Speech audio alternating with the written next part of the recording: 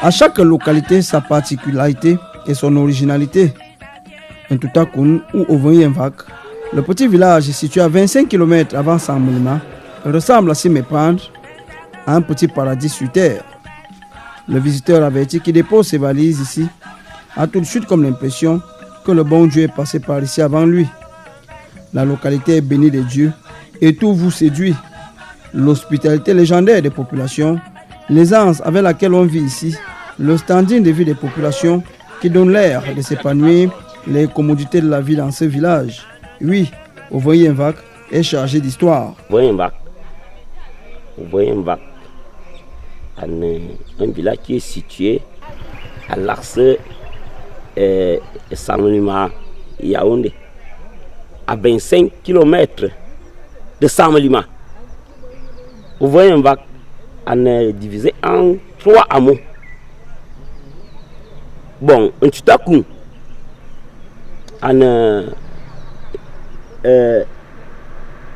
l'église, mais son vrai nom c'est Ovoyenvak. Bon, on est divisé en 3 hameaux situés à Walenena, Eva, Ntoutakun. De l'autre côté, Ovon 2, et Ovon 1, au 4. Et on va dire dans Ntoutakun, un village, il y a un grand-père, un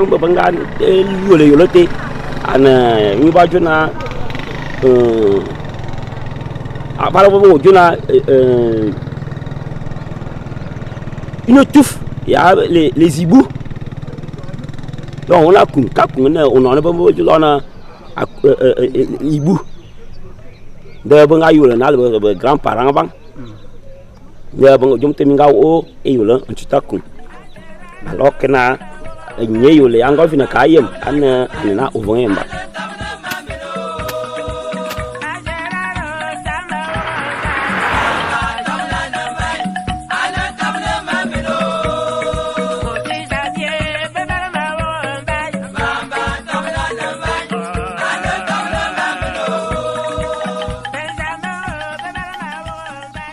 Le dynamisme des forces vives et des élites saute à l'œil nu et se concrétise à travers plusieurs réalisations. Si vous remarquerez d'abord que l'élite est très jeune, parce que les aînés ont passé la main et notre philosophie est de développer le village.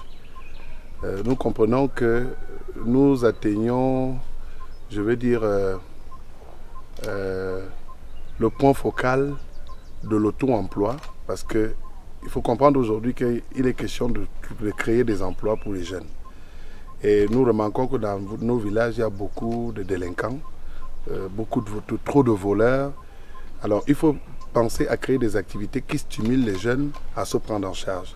Et aussi l'autre point, c'est d'imaginer, développer, au point de penser venir vivre au village et non de rester en ville.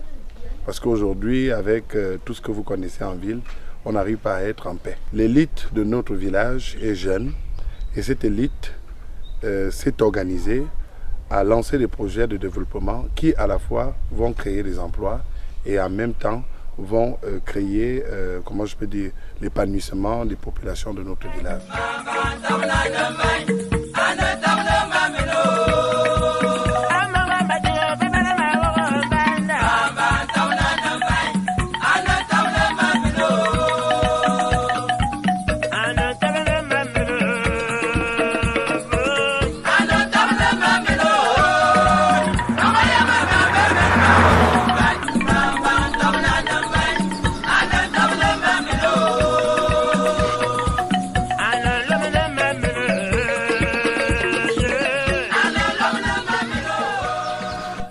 À Ovoyenvak, tout est mis en œuvre pour vous garantir un séjour des plus agréables.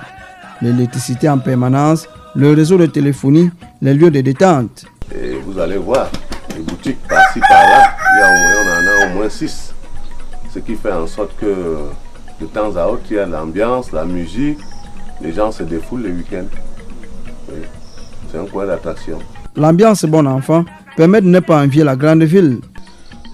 D'abord, Ntoutakun est un grand village, très peuplé, comme vous le voyez. La préférence de Ntouta-Koun, c'est que depuis nos parents, ils ont construit d'abord de belles maisons. Nous aussi, nous continuons à construire de belles maisons par rapport à d'autres villages. Parce que quand vous regardez, c'est comme une petite ville.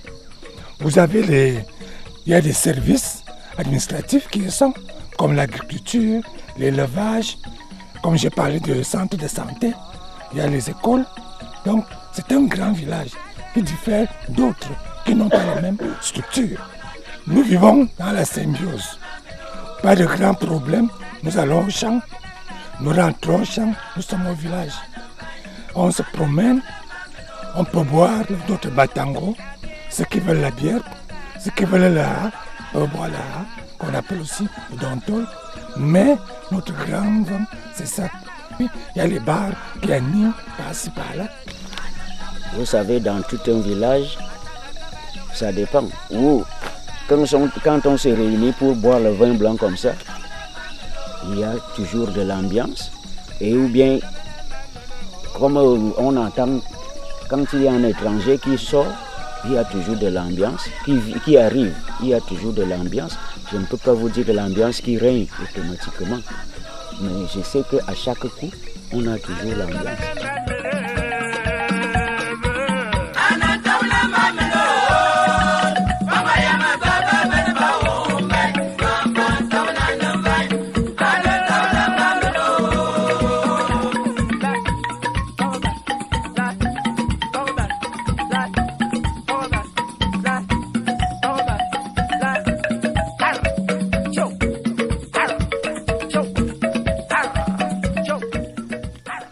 L'éducation de la jeunesse est assurée par plusieurs structures.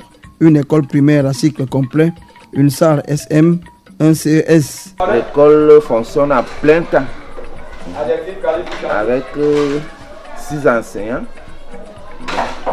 256 élèves. C'est un grand groupe, un sous-centre de 7 d'ailleurs. Toutes les écoles de la contrée sont de certificat d'études ici. Il compte 11 salles de classe, dont 4 seulement sont utilisées. Bon, les effectifs à l'inscription, c'est 140 élèves, mais quand on leur demande de payer, ils disparaissent petit à petit. Bon, nous tournons autour de 118, 120. La difficulté, bon, nous, tout le personnel habite la ville. Nous devons nous déplacer tous les jours, ce qui n'est pas facile.